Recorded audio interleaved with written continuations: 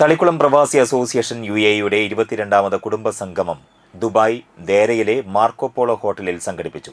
പ്രവാസി സമൂഹത്തിന്റെ ഒത്തൊരുമയും സൗഹൃദവും കുടുംബ ബന്ധങ്ങളും കൂടുതൽ ദൃഢമാക്കുക എന്ന ലക്ഷ്യത്തോടെ സംഘടിപ്പിച്ച സ്നേഹസംഗമം വിവിധ സാംസ്കാരിക പരിപാടികളും ആദരിക്കൽ ചടങ്ങുകളും കുടുംബാംഗങ്ങളുടെ സജീവ പങ്കാളിത്തവും കൊണ്ട് ശ്രദ്ധേയമായി.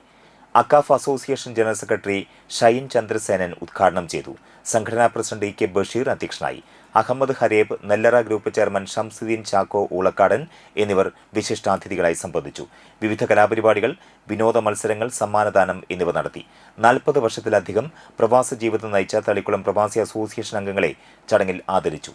സംഘടനാ secretary TK Ibrahimkutty, treasurer KS Baiju, programme കൺവീനർമാരായ അഷ്റഫ് ഖാദർ, ദേവരാജ് കൊല്ലാറ എന്നിവർ സംസാരിച്ചു. നാട്ടിലുള്ള കുടുംബസംഗമം ഓഗസ്റ്റ് 22-ന് തളിക്കുളത്ത് നടക്കുമെന്ന് ഭാരവാഹികൾ അറിയിച്ചു.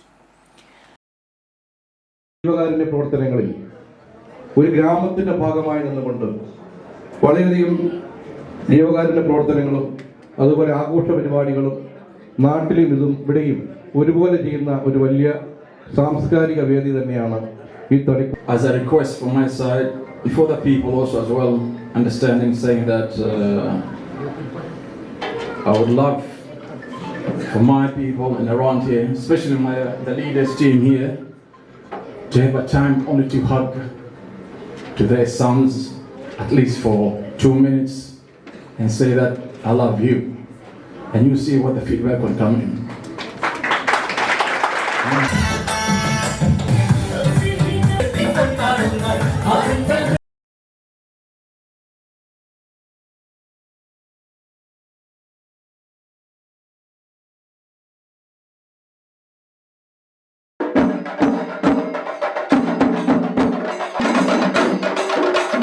അത്രയതയില്ലാതെ ജനങ്ങളെ ആവശ്യത്തിലാക്കുന്ന